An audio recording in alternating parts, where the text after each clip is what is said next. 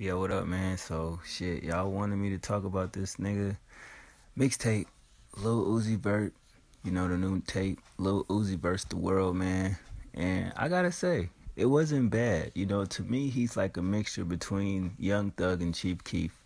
You feel me? It's just 9 joints, so we look at this as like a little EP.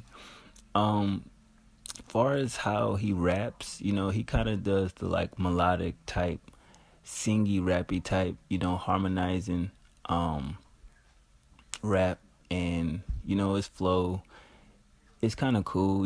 It just, to me, turn up music, swag music, flexing music, similar to what Thug, um 2 Chains, um Rich Homie Quan, similar to music like that, you know what I mean? But the first joint, Canadian Goose, I fuck with that shit, you know what I mean? That's kind of, to me, a turn up record or whatever. I definitely enjoyed the production. I like the melody and the flow on that record. That shit was cool.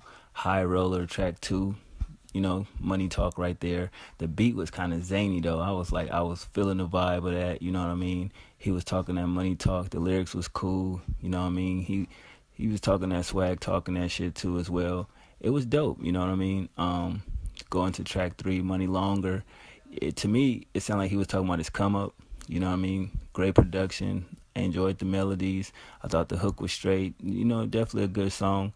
And I'm like, damn, all right, this tape ain't so bad. Get into Grab the Wheel, track 4. Definitely like that sample. I like the mellowness of the beat. His flow was hella smooth on that. I was like, yo, that that's my shit right there. I had to listen to that shit 3 times before I even proceeded with the tape. Then we get into track 5 and track 6. To me, they alright. You know what I mean? It's nothing wrong with them. It's just that they both female orientated tracks. You know what I mean? In my personal opinion, track 5, you was right. He's talking about a female, and then it goes right into track 6, which is called Baby, Are You Home? Another female orientated track. I just would have spaced them out a little bit, you know what I mean? Then it gets into track 7, P's and Q's. That shit was a good song, you know what I mean? Just basically about him standing on his grind, you know what I mean? Stand on his toes, watching out for hate, bitches and fake ass motherfuckers and shit like that. I like the flow on that. I thought the beat was kind of a fun beat. The beat was different, you know what I mean? So to see him do what he do on that beat was kind of incredible to me. I was like, wow, what the fuck he gonna do to this beat? And you know what I mean, he did what he did to it. Again, to track 8, Team Rocket. Definitely a dope, catchy song. You know what I mean? More money talk. Definitely like the flow. I like the melodicness of it. You know what I mean? That has to be like my second favorite record off of this joint.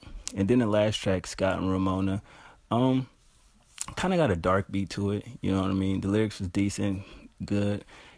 Definitely feel like he's talking about him and a young lady. You know what I mean? He could be speaking about family and his life and just money in general and just all type of shit like that. But I definitely feel like that's a great song.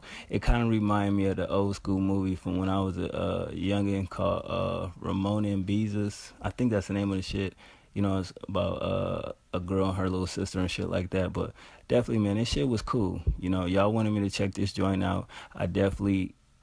It was straight. You know what I mean?